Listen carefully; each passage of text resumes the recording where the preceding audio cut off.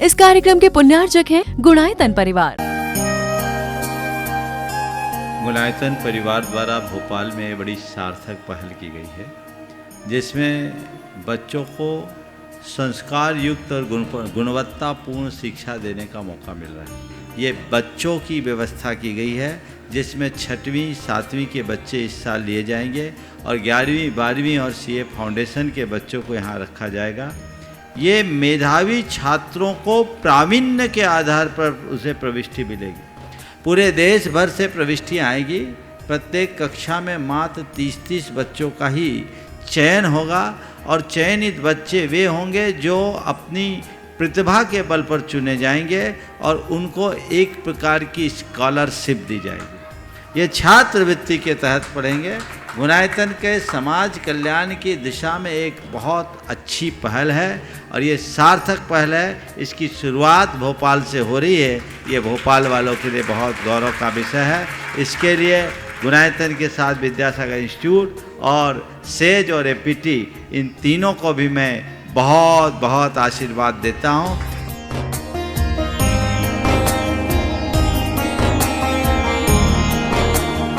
एक आदर्श और व्यवस्थित दिनचर्या का लक्ष्य प्राप्ति में बहुत बड़ा योगदान होता है।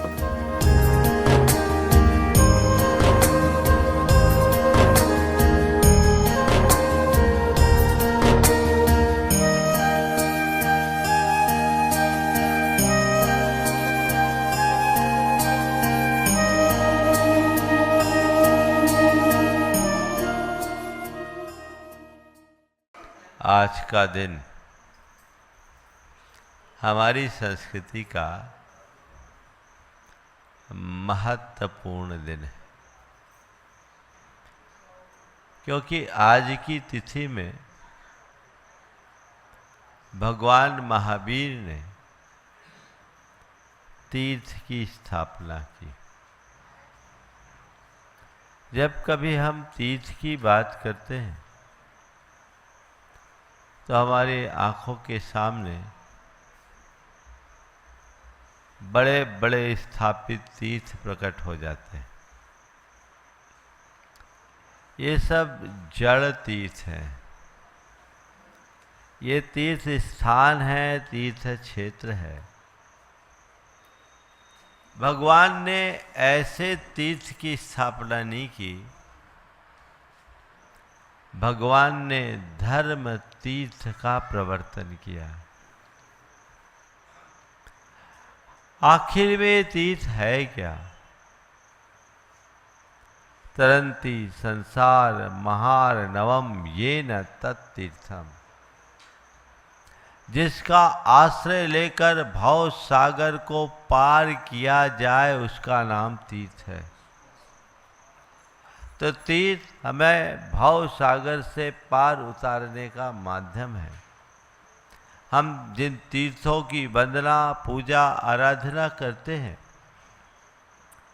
वो हमारे जीवन में पुण्य बंध का निमित्त होने के कारण हमें भव पार लगा सकता है। लेकिन भगवान महावीर का जो तीर्थ है कुछ और है।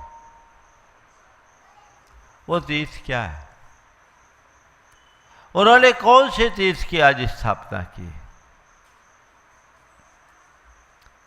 आज की तिथि में भगवान महावीर के मुख से प्रथम देशना खिली। उस देशना के बल पर द्वादशांग रूप आगम बना और आज की ही तिथि में उन्होंने मुनि, आर्यिका, श्रावक, श्राविका रूप चतुर्विध संघ की स्थापना की। इसी का नाम है तीर्थ। तीर्थ का अर्थ होता है द्वादशांग आगम, द्वादशांग रूप आगम और उस पर आधारित चतुर्विध संघ, ये तीर्थ कहलाता है। तो द्वादशांग रूप आगम और उस पर आधारित चतुर्विध संघ की तीर्थ संज्ञा, यानी क्या हुआ तीर्थ? हमारा ये जो शास्त्र है वो तो तीर्थ है ही। शास्त्र पर आधारित चतुर्विध संघ जिसमें मुनि भी है, आर्यिका भी है, श्रावक भी है और श्राविका भी है।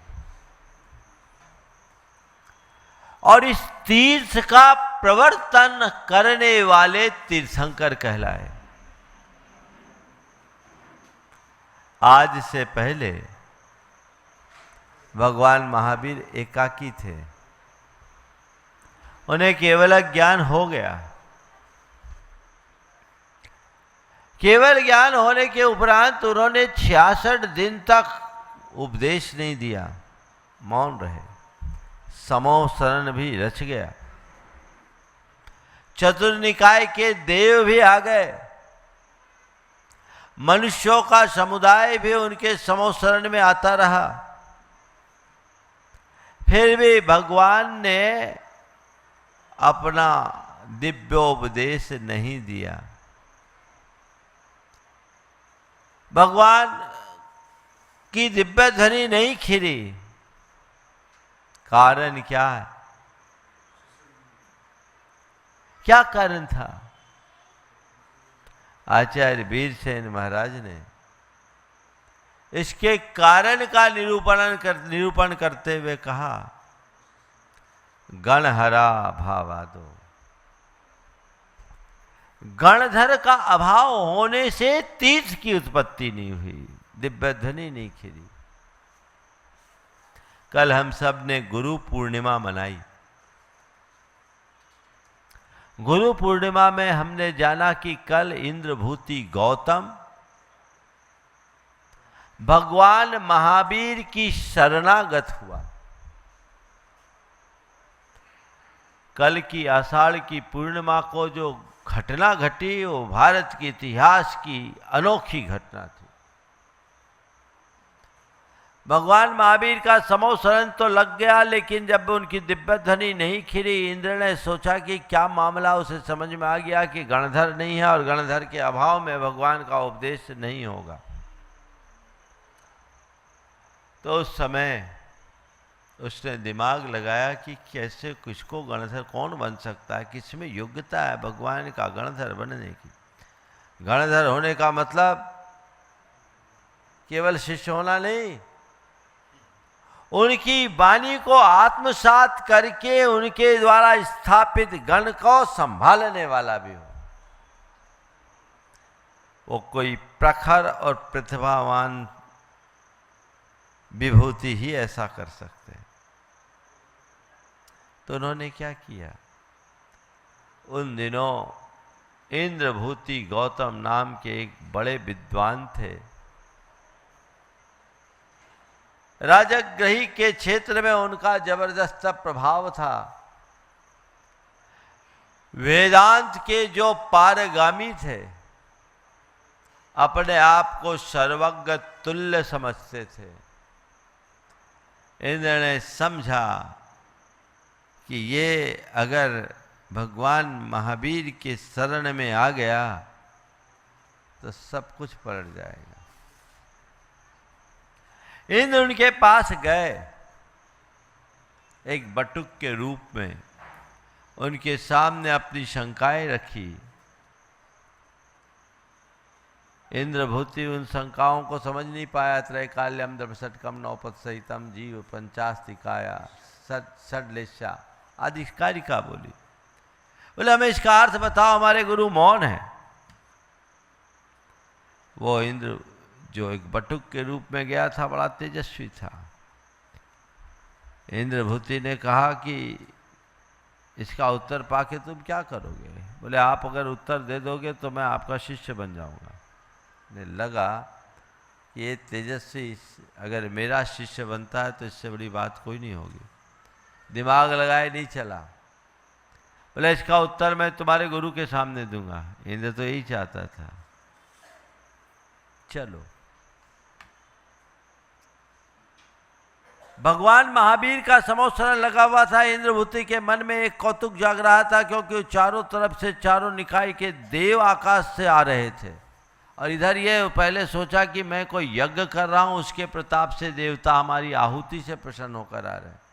लेकिन जब देवताओं का विमान दूसरी तरफ डाइवर्ट हो जाता विफलाचल पर्वत की तरफ, तो उसे बड़ा आश्चर्य होता। उसे लगता कि महावीर कोई माया जालिया है जो सबको खींच लिया। इसने सोचा अच्छा मौका मिला है, इस प्रश्न के निमित्त से मैं जाऊंगा, उसे वश में कर लूंगा, तो सारे देवता मेरे वश में अपने आप हो जाएंगे। इंद्र यही चाहता था। इंद्रभूति उसकी बातों में आ गए। अब भगवान महावीर की शरण में गए। कहते उनसे वार्ता करने की बात तो बहुत दूर है, उनके दर्शन मात्र से उनका हृदय परिवर्तित हो गया। इंद्रभूति गौतम का तम दूर हो गया। इंद्रभूति गौतम गणधर बन गए, भगवान के पहले शिष्य, और उनके साथ उनके 500 शिष्य भी दीक्षित हुए। इंद्रभूति के भाई अग्निभूति वो प्रयाग में थे। उन्हें मालूम पड़ा कि हमारे इंद्रभूति को महावीर ने अपने माया जाल में फंसा लिया है। तो वो 350 शिष्यों के साथ भगवान महावीर को परास्त करने के भाव से आए, ताकि मैं अपने भाई को छुड़ा सकूं। वो आए तो वो भी भगवान के हो गए, 350 शिष्यों के साथ। फिर तीसरे भाई थे वायु, जो वायुभूति, वो काशी में थे। उनके 250 शिष्य थे। वो बोले दोनों भाइयों को भ्रमित कर दिया गया, चलो मैं चलता हूँ। और वायुभूति आए, वो भी भगवान महावीर के हो गए। इस प्रकार भगवान महावीर के 3 ऐसे ज्येष्ठ गणधर बने, जो वैदिक संस्कृति के उन नायक थे। वे श्रवण संस्कृति के ध्वजवाहक बन गए। एक क्रांतिकारी घटना घटी। शिष्य आ गए, गणधर आ गए, तो भगवान की दिव्य ध्वनि खिरी और मुनि आर्य का सावक साविका रूप चतुर्विध संघ की स्थापना हुई और तीर्थ स्थापित हुआ। सवाल है, भगवान ये बात पहले भी कर सकते थे। गणधर के आने के अभाव में उन्होंने अपना उपदेश क्यों नहीं दिया? गणधर के अभाव में अपना उपदेश क्यों नहीं दिया? इंद्र तो उनकी बात को समझ सकते थे, बोले समझ तो सकते थे पर स्वीकार नहीं सकते थे। अब भगवान को ऐसे व्यक्ति की तलाश थी जो उनकी बात को न केवल सुने समझे और स्वीकार करे। आज वीर शासन जयंती के इस प्रसंग में आप सबसे 4 बातें कहूँगा। सुनना, समझना, स्वीकारना और सुधारना। सुनो, समझो, स्वीकारो और सुधारो। उपदेश सुनने को मिलता है, कोई भी सुन सकता है। कान से सुनना नहीं, ध्यान से सुनो, हृदय से सुनो। भगवान महावीर को ऐसे व्यक्ति की तलाश थी जो उनकी बात को हृदय से सुने। सुनने वाले भी मिल गए। इंद्र थे, पूरे चतुर्निकाय के देवता बैठे थे बड़े आतुरता और पिपासा के साथ। लेकिन भगवान को था कि ये केवल सुनने वाले हो। देखो, दुकान में ग्राहक आते हैं, कुछ माल देखने वाले होते हैं, कुछ माल खरीदने वाले होते हैं। आप किस पर फोकस करते हो? जो केवल माल देखने आए उस पर, या जो खरीदने वाला? भगवान ने ये तो सुनने, माल देखने वालों की भीड़ है, इनको लेना देना कुछ नहीं है। देवताओं की सबसे बड़ी कमजोरी है कि वो संयम का लेस भी स्वीकार नहीं कर सकते। संयम भाव उनके जीवन में आ नहीं पाता। तो भगवान ने कहा इनको बोलूँगा, ये सुन के रह जाएंगे, तालियां बजाएंगे, इससे क्या फायदा, ये तो भीड़ है, सुनने वाले हैं। लेकिन इंद्रभूति गणधर आए, वो केवल सुनने वाले नहीं, सुन करके समझने वाले, और केवल समझने वाले नहीं, स्वीकारने वाले हैं। वो आए, सुनना तो बहुत दूर की बात है, उनके मुख का उपदेश तो एक दिन बाद खिरा। उनकी वाणी, उनकी जो काया से जो उनकी बीत राखता का तेज प्रकट हुआ। हम लोग कहते हैं मान स्तंभ के दर्शन से ही उनका मान स्तंभित हो गया और उनका हृदय परिवर्तित हो गया।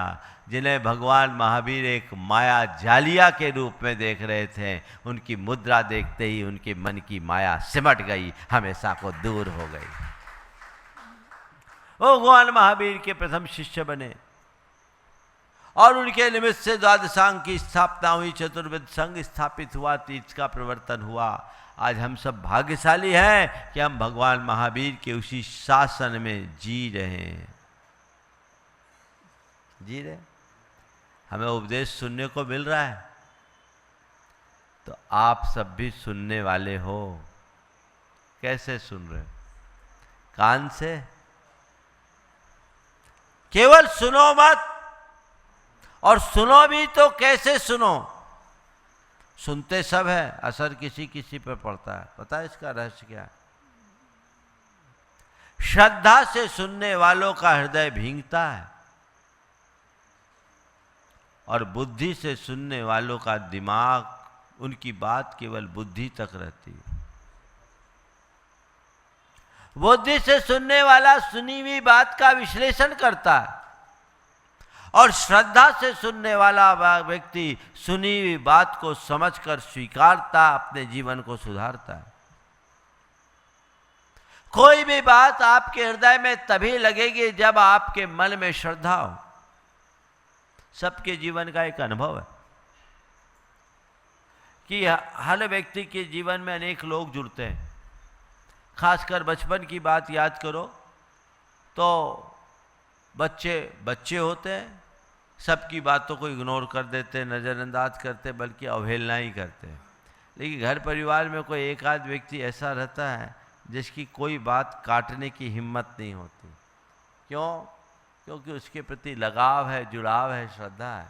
और ऐसा कहा जाता है कि इस बच्चे को तो वही ठीक कर सकते, उन्हीं तक बात पहुंचा होता है ना। चाहे वो दादी हो सकती है, दादा हो सकते, पिता हो सकते हैं, माँ हो सकती, कोई भी हो सकता है। तो एक व्यक्ति विशेष के प्रति, व्यक्ति विशेष का जिसके प्रति श्रद्धा, उसकी बात अकाट्य हो जाती है, क्योंकि वो स्वीकार्य है। श्रद्धा ऐसा तत्व है जो हमारे अंदर स्वीकारता का भाव जगाती, स्वीकारता है। तो वो अंदर स्वीकारता आ गई, जीवन पलट गया। भगवान महावीर जब मारीची थे तो मारीची की पर्याय में भगवान ऋषभदेव की वाणी उनके लिए काम नहीं करी। वो तो भगवान ऋषभदेव पर भी आरोप लगाता रहा और उल्टे सीधे आरोप लगाकर अपने अभिमान में अकड़ा 363 मतों की सृष्टि कर दी। कौन? मारीच। तीर्थंकर का सानिध्य जिसे नहीं बदल पाया, वही मारीच आगे चलकर जब शेर की पर्याय में था, अपने तीक्ष्ण पंजों से हिरण का शिकार कर रहा था, तभी दो चारण रिद्धिधारी महाराज अमित गुण और अमित तेज नाम के, उनकी दृष्टि पड़ी सिंह पर जो हिरण के विदारण में लगा था। एक ऊंचे टीले पे खड़े होकर जोर जोर से कहने लगे, हे मृगराज, तो किस हिंसा के क्रूर कृत्य में संलिप्त हो रहा है? तुझे तो अहिंसा का प्रवर्तक बनना है, तो इस पाप पंख में क्यों फंसा है? जाग जाग जाग, अपनी चेतना को जगा। कहते हैं मुनि राजों के वचनों का उस पर जादुई असर पड़ा। और अपने जिन हाथों से वो हिरण को चीर रहा था, वो दोनों हाथ मुनि राजों के वंदना के लिए जुड़ गए। उसकी आंखों में जो क्रूरता टपक रही थी, आंसू की धार बहने लगी, आत्मग्लानि हुई। उसे लगा कि मैं इस हिंसा के दौर में पढ़ करके अपना अनर्थ कर रहा हूं।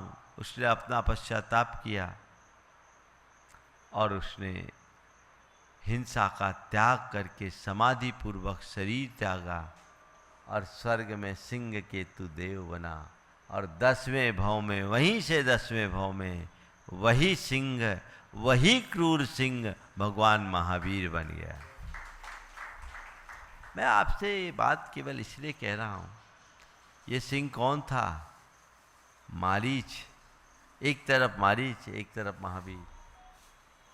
मारीच की पर्याय में जैसे ऋषभदेव तीर्थंकर जैसे महान विभूति के वचन का असर नहीं पड़ा, उसी पर दो साधारण मुनिराजों के वचनों का असाधारण असर पड़ गया। शेर को समझ में आ गया और वो मारीच अकड़ता फिरा। क्यों?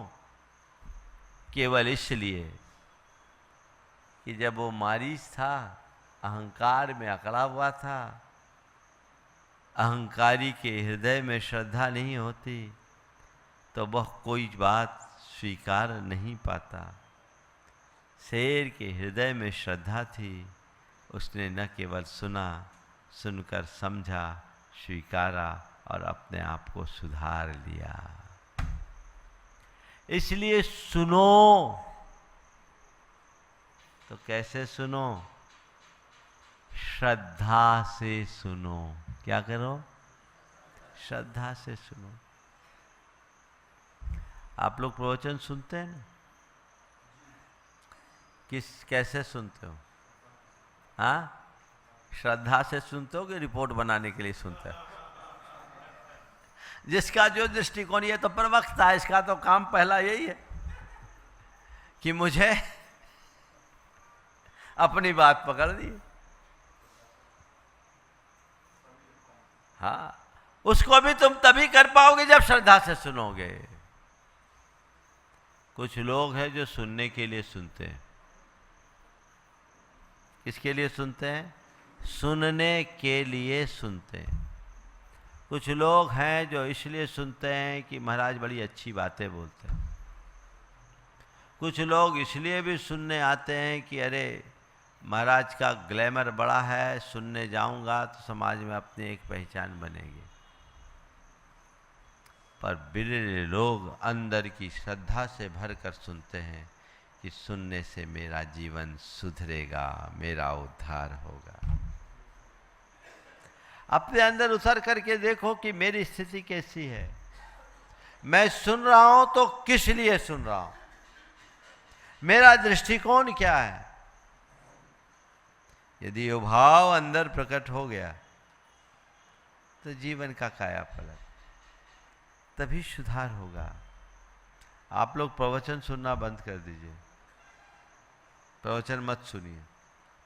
महाराज क्या बोल रहे हैं? बिल्कुल बोल रहा हूं, पुनः दोहरा रहा हूं। प्रवचन सुनना बंद कर दीजिए, प्रवचन मत सुनिए। आप प्रवचन को मेरे लिए, मेरे गुरु का मार्गदर्शन मान करके सुनिए। देखिए जीवन में कितना अंतर आता है। प्रवचन में तो लगता है कॉमन बातें सबके लिए बोला जा रहा है, उसका हिस्सा मैं भी सुन रहा हूं। लेकिन यदि इसे गुरु का मार्गदर्शन मानोगे तो लगेगा कि ये पर्टिकुलर मेरे लिए, इंडिविजुअल के लिए है, ये सब के लिए नहीं है। सीधे अंदर घुसेगा और ये जीवन को बदलेगा। तो पहले सुनो, ध्यान से सुनो, चित्त लगा करके सुनो, श्रद्धा से भर करके सुनो, एकाग्र हो करके सुनो। कई बार सुनने में भी गड़बड़ हो जाता है। एक बार एक सज्जन आए, वो रामायण सुना रहे थे, अपनी कथा सुनाई। कथा सुनाते सुनाते जब पूरी कथा हो गई तो जो मुख्य जजमान था उनने कहा, पंडित जी बाकी बातें तो सब समझ में आ गई, लेकिन एक बात समझ में नहीं आया, आपने अभी बताया सीता का हिरण हो गया, उसके बाद उसका क्या हुआ? सीता का हिरण हो गया, उसके बाद उसका क्या हुआ? उसने कहा, अपना सिर ठोका और कहा, बंदे सीता का हिरण नहीं, तेरी बुद्धि का हरण हो गया। उनने सीता हरण सुनाया और उसने क्या सुन लिया? सीता हिरण। तो मामला यहाँ गड़बड़ होता है। अगर देखा जाए तो चातुर्मास के नैमित्तिक प्रवचनों में आज पहला प्रवचन है, वीर शासन जयंती, और हम लोग कुछ नहीं कर रहे हैं, भगवान महावीर के शासन को ही आगे बढ़ा रहे हैं। उनके शासन से, गुरु कृपा से जो हम लोगों को प्राप्त हुआ, गुरु का यही कहना है, इसे सबको बांटो, बढ़ाओ। आप लोग सुनने वाले श्रोता हो, जो तीर्थ के ही एक अंग हो, सुनो, ध्यान लगा करके सुनो। कुछ का कुछ सुन लोगे तो मामला गड़बड़ हो जाएगा। और कई लोग तो क्या होता है, सोते हैं और सोते ही रह जाते हैं। हमारे समाज में दो ब्रह्मचारी थे, एक मूल शंकर, एक लाभ शंकर देसाई। दोनों अच्छे अध्यात्म के वक्ता थे। सतना में वो अपना उपदेश दे रहे थे पर्यूषण में, और वो मूल शंकर जी बोल रहे थे, और वो भरत विलाप का दृश्य सुना रहे थे। उनकी बोलने की शैली बहुत अच्छी थी और भरत विलाप बहुत अच्छे ढंग से वो प्रस्तुत कर रहे थे। उनके भाई लाभ शंकर जी बीमार थे। एक सज्जन सभा में थे, वो सुनते सुनते सो रहे थे। अचानक जब विलाप सुना तो उनकी नींद खुली, और विलाप सुना, नींद खुली तो देखा कि ये विलाप कर रहे हैं। तो अपने बाजू वाले से पूछते, क्या बात है, लाभ शंकर जी चले गए क्या? क्या बात है, लाभ शंकर जी चले गए क्या? तो ये स्थितियां बनती है, थोड़ी सी एकाग्रता खंडित होती है, तंद्रा आती है तो व्यक्ति कुछ का कुछ कर देता है।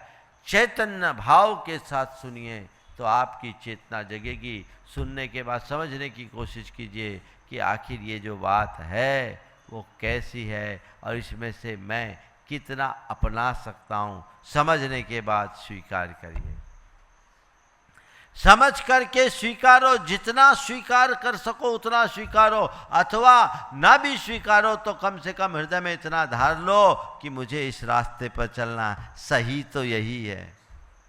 स्वीकारने के दो रूप है, एक पूरी तरह आत्मसात करना और दूसरी तरफ उसे उपादेय मानना।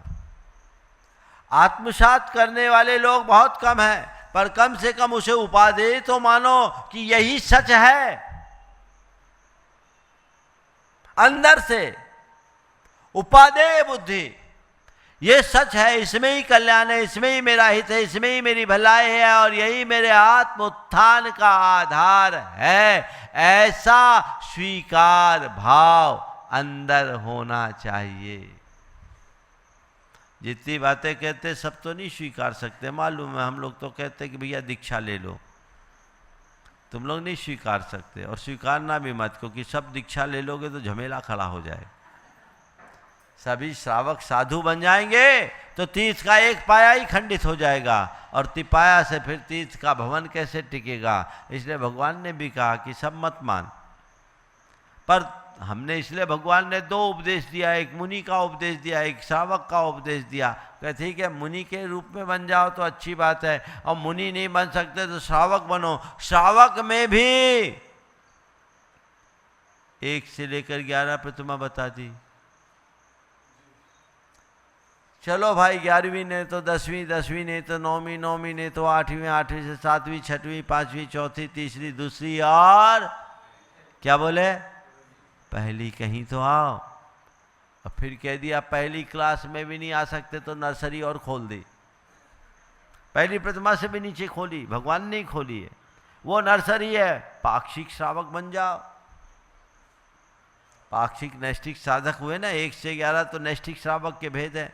साधक संलेखना में रथ साधक श्रावक है, और पाक्षिक एक सामान्य जैनी जो कुल क्रमानुरूप आचरण करे, कुलाचार का दृढ़ता से पालन करे, पंच परमेष्टि का अनुरक्त होकर उनका भक्त बनकर शुद्धाचारी जीवन जिए। ये नर्सरी है। कितना फ्लेक्सिबल है धर्म, है कि नहीं है? जितना बोला भगवान ने, भगवान को पता है तुम नहीं स्वीकार सकते, लेकिन तुम कुछ भी ना स्वीकारो, इतना तो रहो कि ये दंड फंद छोड़ने में ही मेरा कल्याण है, इतना तो स्वीकार लो। मुनि बन पाओ या ना बन पाओ, मुनि बने बना कल्याण नहीं, इतना तो मानते हो? बोलो कि कपड़े में मोक्ष की व्यवस्था है तुम्हारे पास, बोलो। हाँ, ये तो उपादेय भाव है ना, ये भी स्वीकारता है। आज स्वीकारोगे इसे उपादेय के रूप में, कल ये आत्मसात होगा, और जिस दिन ये आत्मसात होगा उसी दिन जीवन का रूपांतरण हो जाएगा।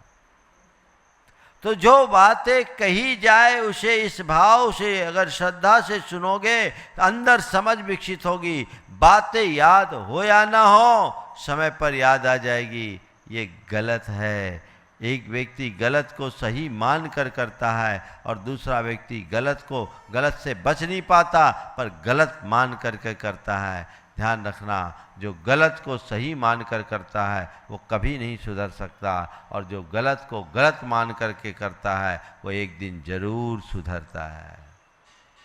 एक न एक दिन जरूर सुधरेगा, उसका जीवन सुधरेगा, उसका जीवन संवरेगा, एक दिन सुधर जाएगा। तो आप सही और गलत को सही और गलत के रूप में स्वीकार करो। सुने, समझे, स्वीकारे, देखे इसमें मैं कितना अपना सकता हूं। एक साथ सब चीजें नहीं अपनाई जाती, पर उसमें से कितना मैं अपने अंदर उतार सकता हूं। एक एक कदम चल करके ही तो हम हजारों मील चलते हैं। एक साथ कोई चलता है क्या? एक एक कदम चलते चलते हजारों मील की यात्रा हो जाती है, और हजारों मील की चर्चा करने वाले एक कदम भी नहीं चल पाते। सुने, समझे, स्वीकारे, और फिर क्या करें? बोलो, सुधारें। किसको? दूसरों को। दूसरों को सुधारने में तो आप लोग माहिर हो, कहते हैं अभी सुधार देता हूं, है ना। दूसरों को सुधार दोगे, ठोक पीट के सुधारोगे, अरे अपने मन को ठोक पीट के सुधार लो तो जीवन का उद्धार हो जाएगा। खुद को तो सुधारो, औरों को नहीं। किसको सुधारना है? स्वयं को सुधारना है। वीर शासन जयंती के इस मौके पे एक लक्ष्य बनाइए, वैसा ही पुरुषार्थ जगाइए कि इस चातुर्मास में मुझे खुद को बदलना है, अपने आप को रूपांतरित करना है। भले वो मैं पहली कक्षा में ही सही, लेकिन पहली कक्षा का कोर्स भी मुझे पूरा करना है। मुझे सच्चे अर्थों में धर्म का अनुयायी बनना है। ये दृष्टिकोण और लक्ष्य यदि अंतरंग में उद्घाटित हो गया तो फिर कहीं कठिनाई नहीं। हमारा जीवन है, हमें तय करना है कैसे जीना है। अगर इसी तरह से विकृत मानसिकता के साथ, विकृत भावनाओं के साथ जीना है तो तुम आज़ाद हो। और यदि तुम्हें अपने जीवन में सुधार अपेक्षित है तो इन वचनों को सुनो, समझो, स्वीकारो, और अपने आप को सुधारने के लिए संकल्पित हो जाओ। एक एक करके धीरे धीरे पूरा जीवन बदल सकता है, रूपांतरित हो सकता है। ये प्रयास करना चाहिए बंधुओं। कल आने वाले कल गुणायतन का अधिवेशन है, और परसों आप लोगों ने कलश स्थापना का उपक्रम रखा है। हम लोगों का चातुर्मास तो औपचारिक रूप से चालू हो गया, और कल गुरु पूर्णिमा भी हो गई, आज प्रथम देशना भी हो गई। आपके चातुर्मास की शुरुआत, औपचारिक शुरुआत कलश स्थापना से होगी। आपका उत्साह उसमें बने रहना चाहिए। कलश केवल एक ही परिवार के द्वारा रखा जाएगा। जैसे चातुर्मास चक्रवर्ती की का संबोधन दिया गया है, इसके साथ ही नवरत्न होंगे जो चातुर्मास रत्न, चातुर्मास भूषण, चातुर्मास तिलक और चातुर्मास श्री के रूप में जाने जाएंगे। इनके नाम आ गए हैं, एक नाम बचा हुआ है। जिनको चाहिए वो अभी भी संपर्क कर सकते हैं और मुझे लगता है वो भी हो जाएंगे, कोई बचने वाला नहीं है। लेकिन लाभान्वित जिनको होना है, चातुर्मास को संपन्न कराने का पूरा श्रेय आप सबको है। और इस बार, पिछली बार तो हमने इन 9 रत्नों में ही सीमित रखा था और इंदौर वालों ने बहुत अच्छे ढंग से पूरे चातुर्मास को संपन्न कराया। बहुत लोगों की भावना थी कि महाराज हम लोग वंचित रह गए, हर साल आपके चातुर्मास में हम लोग अपनी कुछ सहभागिता देते, इस साल नहीं दे पाए। गुणायतन परिवार द्वारा भोपाल में बड़ी सार्थक पहल की गई है, जिसमें बच्चों को संस्कार युक्त और गुणवत्तापूर्ण शिक्षा देने का मौका मिल रहा है। ये बच्चों की व्यवस्था की गई है, जिसमें 6वीं 7वीं के बच्चे इस साल लिए जाएंगे और 11वीं 12वीं और सीए फाउंडेशन के बच्चों को यहाँ रखा जाएगा। ये मेधावी छात्रों को प्रावीण्य के आधार पर उसे प्रविष्टि मिलेगी। पूरे देश भर से प्रविष्टियाँ आएगी। प्रत्येक कक्षा में मात्र 30-30 बच्चों का ही चयन होगा और चयनित बच्चे वे होंगे जो अपनी प्रतिभा के बल पर चुने जाएंगे और उनको एक प्रकार की स्कॉलरशिप दी जाएगी। ये छात्रवृत्ति के तहत पढ़ेंगे। गुणायतन के समाज कल्याण की दिशा में एक बहुत अच्छी पहल है और ये सार्थक पहल है। इसकी शुरुआत भोपाल से हो रही है। ये भोपाल वालों के लिए बहुत गौरव का विषय है। इसके लिए गुणायतन के साथ विद्यासागर इंस्टीट्यूट और सेज और एपीटी, इन तीनों को भी मैं बहुत बहुत आशीर्वाद देता हूँ।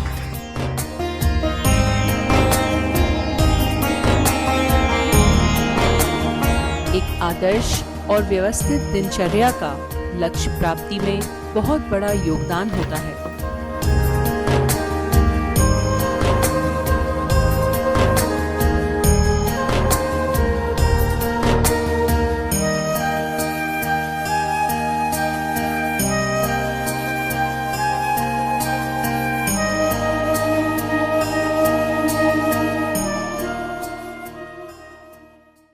इस कार्यक्रम के पुण्यार्जक थे गुणायतन परिवार।